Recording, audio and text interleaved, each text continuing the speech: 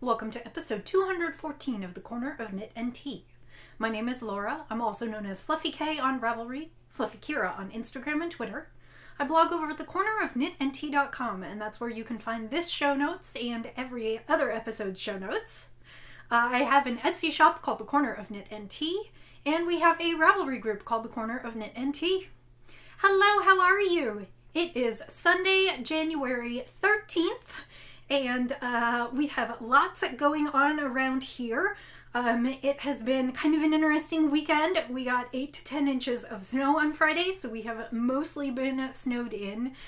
We are lucky in that we are not one of the families who has lost power in Kansas City. There are a lot of people who have. But it was huge, wet snow and lots of it, and so the trees were covered, and we did manage to get out of the house today. They came, and so it snowed Friday night into Saturday, and we were basically stuck indoors most of the day yesterday. They came around about 11 o'clock last night to plow our street, so we kind of drove out of here today. I'm still not sure my car will go over it. We have a gravel driveway, so like we don't generally shovel the driveway, but Wes has a Jeep. So we did get out today and we got some groceries. We've been joking that they always threaten us with snowpocalypse, and you know, they're always telling us, oh, this is going to be a terrible snowstorm, and usually we get 1 to 2 inches. And so it's a little bit like The Boy Who Cried Wolf, because this time we got a lot of snow, and if I had known that we were going to get that much snow, I probably would have gone to the grocery store that day and stocked up on provisions, but I didn't. Anyway, so we did go out to lunch today, and we got more stuff, but all that means that I had lots and lots of craft time this week, so I have lots to show you. Before I get started in the general podcast, though, I want to take a few minutes and just do a little bit of a segment called Real Talk. As I have said here before, I do not really intend to make my podcast political. That said, I don't believe that human rights are political. I believe human rights are human rights. And there has been a very interesting conversation in the knitting community, primarily on Instagram this week, about the issue of diversity or lack of diversity in the greater knitting community, which is to say not that people of races other than white, specifically Black people, Indigenous people, or people of color, not to say that they don't craft, but that they don't get elevated in the community to the same level that white folks do, and that they are not very well represented across the craft community. And I don't want to talk too much about this because frankly it's not my place to be talking about it, because I am a white woman, and a lot of the privileges that I enjoy are because I am white, and have not faced anything that these women have faced. But it is an interesting discussion, and one that we should all at least be a part of. I have spent a lot of time this week reading and listening and learning, and it's been uncomfortable, and it makes me feel badly about things that I have said or done in the past. And it's important because the things that are being said need to be said, and people like me need to understand them. So if you go to my Instagram feed, I put up a post last night.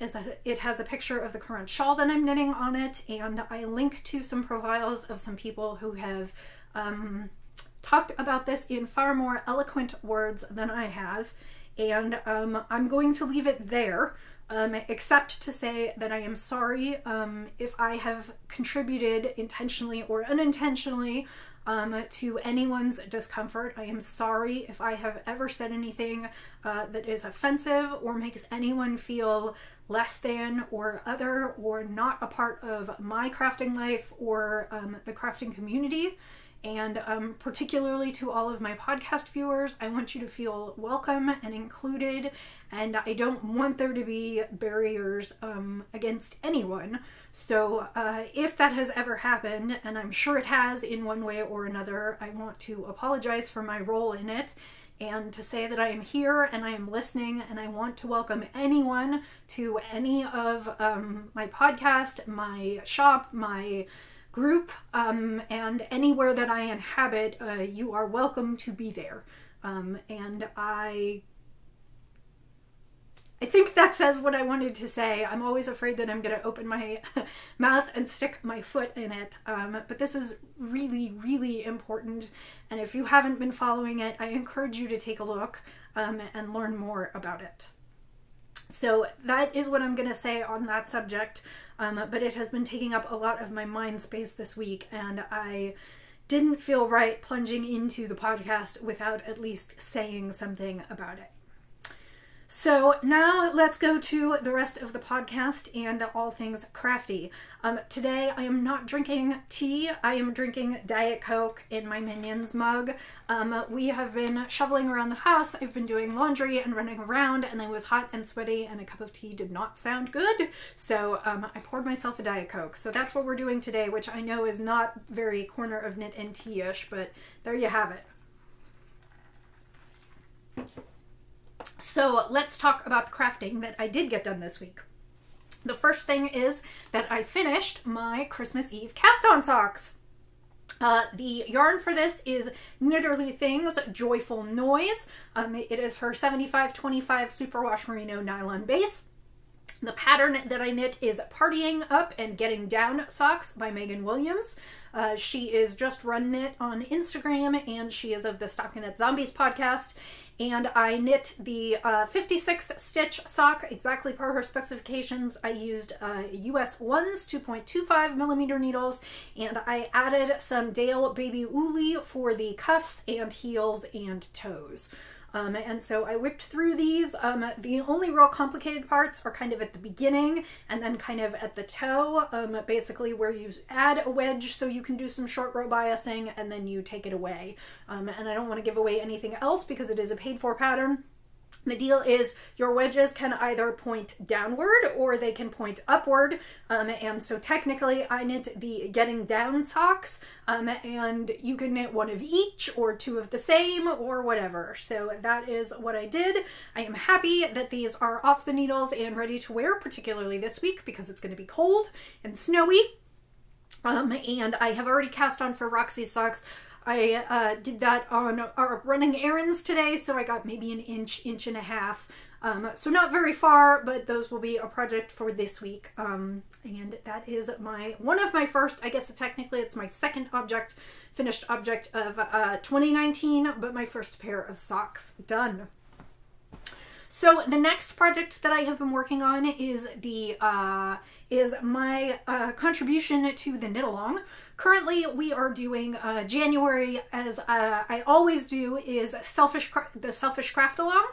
And that is usually in my gift along, it's make something for somebody else. January is always make something for yourself that makes you happy. I also added an extra prompt to this year, which is I have always wanted to. And like I've said in the past several podcasts, all crafts are welcome: knitting, crocheting, weaving, spinning, sewing. I think that's it, but there may be others if I've missed it. It's all in the thread, and I've always wanted to can be a pattern you've always wanted to knit, a yarn you've always wanted to use, a fiber you've always wanted to spin, just about anything you have always wanted to do. And so I said that my project is a pattern that I've always wanted to knit, which is the Sizzle Pop shawl by Leslie Ann Robinson, and the yarn that I've always wanted to use, which is Miss Babs Yowza in Deep Sea Jellyfish. It is a bright pink and orange with pops of a white, gray, and black, and then it's also got some coral and some really great colors in it. And this is a brioche knitting pattern that has a pattern in it. So I have been working on this week, and I will say that originally I tried to do this pattern before I had really learned how to do brioche knitting, and this pattern actually is not complicated anymore, and I am sort of sailing through it. The problem is that when I get too confident and I sail through it, I tend to forget to do things. So I do need to pay attention to this and pay attention to the pattern, because I will forget, say, that I'm supposed to make 3 in 1, and then when I get to the next row, I don't have enough stitches and I have to pull back, and because every row is sort of technically a double row, where you knit with your first color and then you knit with your second color, it's a lot of work pulling out rows and getting started again. So that said, this is what I have so far. It is beautiful. I absolutely love it. This is, of course, the colorful side, but of course the other side is in reverse, so you can still see it. The other side is some CJ Coho organic Polworth and silk in a gray colorway that is very beautiful, and I thought would tone down the front colors quite a bit, and I really, really love the way this is coming out. So I am, I think, I'm 4 repeats in. The pattern calls for fingering weight yarn, and of course both the yarns that I'm using are worsted weight, or the Polworth may be a DK weight, but I know Yaza is kind of a light worsted weight. So the pattern calls for 16 repeats, and I doubt I will get that far. My basic plan is to go almost as far as the yarn I have will go. This is 560 yards, and this is 630 yards, so I will run out of this one faster. This is only half the ball. I have the other half. It was a huge skein, and for some reason when I wound it, I couldn't keep winding. I ended up breaking it into 2. This is actually the full skein, which is why it's enormous, like the size of my head. And so I will keep going until I run out of this one, and as long as I can finish kind of on a... It gives you some ideas about where to finish your pattern repeats. So I will work on finishing the pattern repeat where I should, but my plan is to just keep knitting until I run out of yarn. So that is Sizzle Pop by Leslie Ann Robinson. Because I went up to worsted weight, I am using US 8s, which are 5.0 millimeters, and I am actually using a set that I got from Knitter's Pride. They're the ginger needles, and I got these a while ago. They were sent to me for free, so I will disclose that, but they are lovely needles. It's in my first interchangeable set. Well, I guess it's not my first interchangeable set. I have one other set, but I really enjoy using it. My only complaint about interchangeable sets, and this is a problem, I think it's just a problem with the way I knit. No matter how much I tighten them up, the tips sometimes come unscrewed, and that makes me a little crazy, and I have to tighten them up every few rounds. But other than that, they are just beautiful. The needles themselves are really smooth and nice to knit with, and I really, you know, I've gone back and forth. When I started knitting, very soon to when I really took up knitting in my early 20s, I actually worked for a yarn store. So I collected Addi needles, which are expensive, but when I was working for the yarn store, a lot of my pay was in trade, and I would get the Addi needles for basically the wholesale cost. They would just let me pick them at wholesale and take that in trade for payment. So my Addi collection, I basically built up, I don't want to say for nothing because I was giving them labor, but I was enjoying the labor that I was giving them. So my Addi needle collection didn't cost me a lot. And so I have all these needles in multiple sizes and whatever, and I never thought that I really wanted an interchangeable set because my thought was, well, you only have one set of tips each size. What if I want more needles?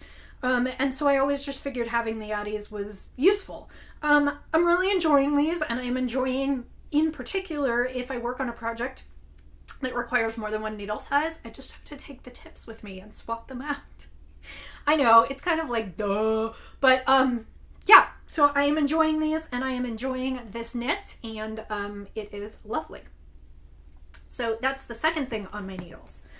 The third thing on my needles is something that I showed you last week. I showed you the Kramer Perfection yarn, which I got for review, and said that I was going to work on a sweater for Miles. And I did cast that on, and my goal was to get to the sleeve separation, which I did. And so I will show you what I have so far. This is Kramer Perfection worsted. Let me see if I do have a skein. It is Kramer Perfection worsted, and it is a acrylic wool. It is 30% wool, 70% acrylic. This one is in the colorway Marble, and it is 100 grams, 200 yards. So really reasonable weight and price. And I am working on a the baby sophisticate pattern also comes in child sophisticate, and so I am working on the child size, and actually I'm in the middle of a row, but I think I can kind of show you where I'm at. So like I said, I wanted to knit the top of the sweater, and it's a raglan sweater with a pretty straight body, and then it's got a shawl collar and some garter edging. So I knit the body in stockinette, and I divided for the sleeves, and I started to pull in the striping the way I wanted to pull the striping in. And I am very pleased with it so far. The one thing that I will say is I think my gauge is a little bit off. I did not do a gauge swatch, my fault. And I'm following the instructions for the 4-year-old size, which I didn't think would fit Miles this year anyway, because he'll be 3 this year and he runs small. So I figured this was going to be a sweater for him to grow into anyway. But I decided that I would knit it anyway and just see what happened, and I think it's coming out even bigger than the 4-year-old size because this looks pretty even like put together. I need to lay it down and actually measure it and see what gauge I'm getting and see what measurements I'm getting, and then I will either rip or I will continue doing it, but I will make adjustments for the fact that it's going to be for a size that is slightly larger than 4-year-old. So for instance, if I find that the measurements line up better with the 5 or 6-year-old, what I will do is I will follow the measurements for knitting until the length for a 6-year-old and the length on the sleeves for the 6-year-old, because I think my width around is probably already big enough. So I'm not exactly sure what's going to become of this. The other thing that I could do is I could rip it and go back and knit a size down with my gauge such as it is, and it would come out bigger. The next size down is a 2, I believe. And I could knit the 2-year-old size and it would probably end up at a 3-year-old size. But my guess is that what I probably want to do is just knit it big and save it for when he grows into it, because he'll grow into it at some point.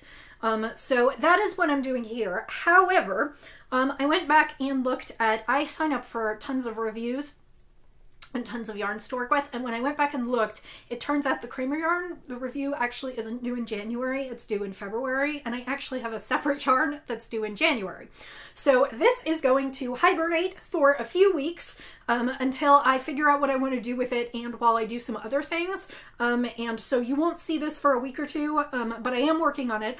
I am enjoying working with the yarn. It's knitting up really nicely. I know that this yarn wears really nicely. I don't believe I've used the worsted before, but I have used the DK version, which is basically the same. It's the same makeup and just a slightly lighter weight, but it is nice. It feels pretty good. You can feel some of the wool in there, and my guess is that I will be able to block it a little bit because of the wool content, whereas acrylic generally tends not to block super well. So I'm very pleased with this, but like I said, it's going to hibernate for a couple weeks because I have something else that I need to focus on for a review. So those are the 3 things that are currently, or the one that came off the needles and the things that are currently on the needles. Let's talk about what I am going to cast on. The first review that I need to get done is for Briggs & Little, and I have knit with them before. Briggs & Little is a mill out of Canada. And they are one of the oldest mills in Canada that has continuously spun yarns. And they are a lovely company. They do, for the most part, rustic yarns. Some of them are woolen spun. A lot of them are, some of them are woolen spun. Some of them are worsted. I was going to say, actually, they do a lot more woolen than they do worsted, although they have both. Their yarns tend to be a little bit rustic and a little bit rougher. They do have a couple softer ones, but in general, I find that their yarns are really good for outerwear. And they were promoting their super bulky yarns. Excuse me. They were promoting their super bulky yarns, and I decided that I wanted to knit a pair of thrummed mittens. And so they just came out with the magenta colorway, which as you can see is bright, bright, bright, bright pink. And I had seen some projects that people had done with this yarn. I know it's totally blowing out the camera. I'd seen some projects that people had done with this colorway, and I really liked them. So I decided, what the heck, I'm going to have a pair of pink mitts. On the kind of a sidebar is that, yes, I have been getting more into pink and purple lately, and I don't know why. I know they're getting hot lately. I don't know. So I got pink yarn. This is the Super Base, which is a 4-ply, 100% pure wool, 4-ply, I said 4 plies, 100% wool, 4 ounces, and it is 85 yards. So, and then it says 11 stitches on 11 stitches to 4 inches on 7.5 millimeter needles.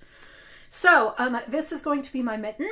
And then the other thing that I got from them is Briggs & Little Country Roving. And their Country Roving is basically, it reminds me a lot of Lopi. If you've ever worked with Lopi or Icelandic wool, this is what it looks like in the bag. And let me see if there's a good way to open this. I guess I just have to pull it. I'm sorry for the plastic crinkling. It's very much like Lopi, which is, it is unplied. Let me see if I can find the end here because I don't really see it. Oh, here we go. So it is unplied. Let me see if I can. It is unplied, it is several strands, and it is basically several small strands of roving. You can see this, and if you're a spinner, you'll know that this isn't, this is like very, very minimally processed, basically unspun, and you can knit with it as is, or you can spin it. And what I'm using this for is I'm going to use this for the thrums because it will pull apart very nicely and it will make some nice woolly thrums to put in my mittens. And if you don't know what thrums are, you can look up thrummed mittens on Ravelry. But basically thrums are bits of wool that get tufted into your knitting. And basically you fold them like this. You create sort of a loop and then you fold them in half. And this little part here gets hooked onto your needle and worked into your knitting, so it looks like a little V-stitch, like basically like a little knit stitch, and it creates what almost looks like a little speckle or a heart, or in some patterns, they're called fleas. Like in the French knitting, they're usually referred to as fleas because they're like little bits in the pattern. And then the fuzzy stuff is inside the mitten, which adds lots of loft and warmth inside the mitten. And then these generally tend to kind of felt together inside the mitten. So it makes some incredibly, incredibly warm mittens that I probably don't have a huge use for here in Kansas City because it doesn't get that cold that often.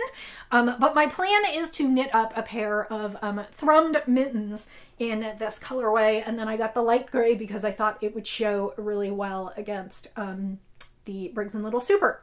So my plan is hopefully to knit these up this week and have these to show you at the next podcast. I do not think they'll take very long. Probably the thing that will take the longest in the process is making the thrums, because you need a lot of thrums. Generally you follow some kind of geometric pattern. They're usually staggered, so they look like they run in diagonal lines or like little diamonds or whatever.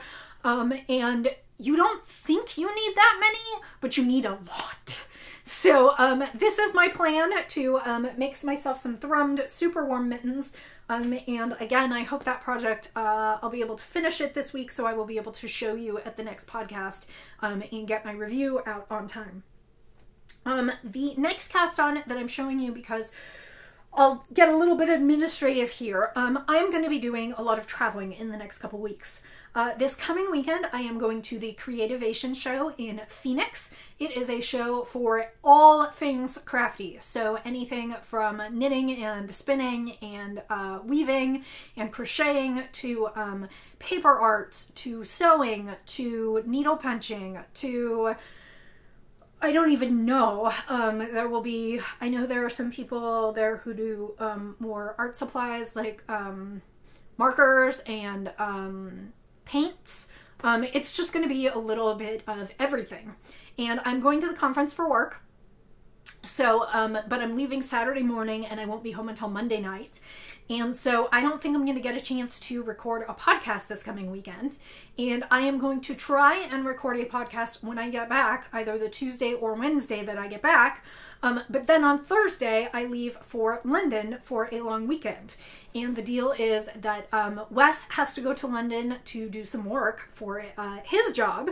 And because he is going to be there for a while, he's going to be there for a few weeks, he has his hotel over the weekends, and we decided as part of my Christmas present and because it sounded fun, that I am going to go and hang out with him for a long weekend. So I'll leave on Thursday and then be back the following Tuesday.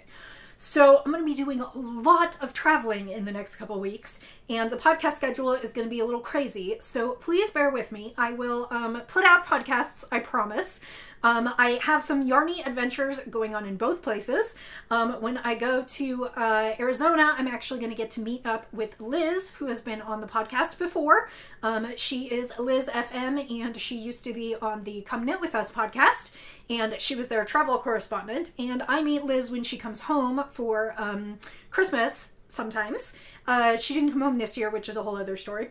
But I meet her when she comes home because she was raised in St. Joseph, which is outside Kansas City.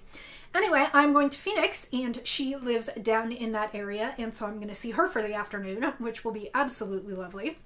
And then in London, I am meeting up with a podcast viewer as well, someone that I have become friendly with. So there will be yarny adventures. I'll have things to share and show after Creativation and after my trip.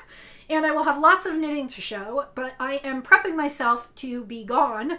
And part of that is coming up with projects that I can take on the road with me that will not be terribly weighty, because I am going to try not to check any luggage, but will keep me occupied. So this one is a definite no, because I need to be able to concentrate on this one, and also it's worsted weight yarn, so it's bulky, and I just don't want to take it with me. I will definitely take some socks with me. I think Roxy's socks will be the trip this weekend. And then I have decided to cast on for another one on my Make 9. And I don't know if I talked about this. On Instagram, I put up a Make 9 of 9 things that I wanted to make this year. And one of the things that I want to make is a boxy sweater by Joji Locatelli. And boxy, at least the original, is knit in fingering weight yarn. And I have this beautiful yarn that I got from Woolly Wonka Fibers. It is Gaia Suck, which is 100% superwash merino, 400 yards in a 100 gram skein. It is like a singles, and the monitor is not going to do this justice. It is a huckleberry color, so it is a kind of bluish magenta-y purple. And I believe it's huckleberry. No, it's mulberry. I take it back. Mulberry. So I have 4 skeins of this, which should be enough to do a boxy, at least with shorter sleeves.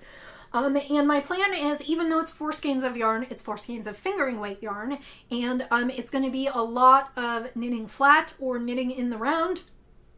Stockinette, maybe some garter. I haven't completely read the pattern, but it's a fairly simple pattern. It's just a big boxy stockinette sweater, miles of stockinette. And so my thought is that I can take this with me, because even though it's 4 skeins of yarn, it's not a lot of weight or a lot of bulk. And it also is enough that it will keep me occupied on my flights, because at least on the way over to England and on the way back, between layovers and everything, I'm probably traveling for between 12 to 18 hours, and some of it I will sleep, but I hope.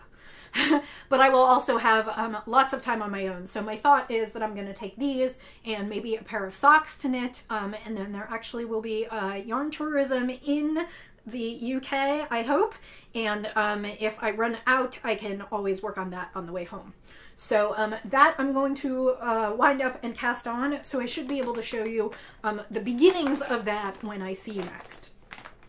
So that is the knitting content. We're already at 30 minutes. I'm going to run through the spinning content. It'll be pretty quick. Last week I showed you a braid that I had gotten at the local Yarn and Fiber Festival, and it was called Star-Lord, and it was blacks and purples and pinks, and it is done. And the pink is just actually really, really bright in this. The other colors came out a little bit muted because this is a merino tencel blend. And so the grays and the whites and the purples are a little bit more muted, but that pink is just neon in there. And this came out really nicely. I think this would make nice socks. It's not superwash merino, it's just merino and tencel, but I think it would make nice socks or a nice shawl or scarf, something in that range. My guess is it's between 300 and 350 yards. It will need a bath, but it was lovely to spin, and it will go up in my shop this week. Which brings me to what I am going to spin. And I decided that because this month is the Selfish Craft Along month, that one of the things that I would spin this month would be for myself. And this is fiber. I believe I showed this to you already. But this is the Hello Yarn Fiber Club from August 2018. It's called Songbird. and it is Corriedale wool, and I believe I showed it to you because I love Corriedale wool for socks, and so this is going to be socks for me. It is reds and oranges and yellows, and then just a little bit of that turquoisey icy blue that Adrian likes and I love because it sets it off.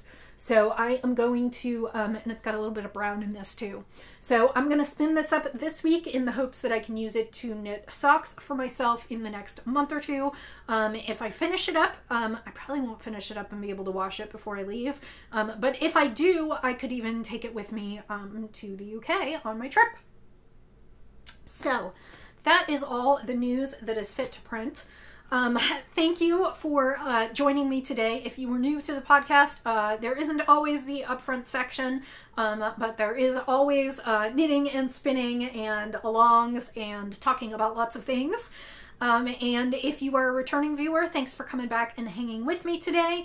And I hope that you will give some thought to the issues that I talked about at the front end of the podcast, because I think it is important for us all to be thinking about it, particularly now as there have been issues and the issues have been raised.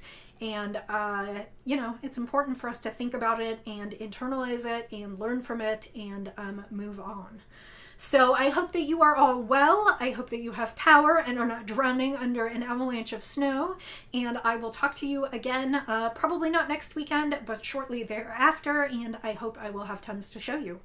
Until I see you again, happy knitting, happy spinning, happy sipping, and I'll see you next time.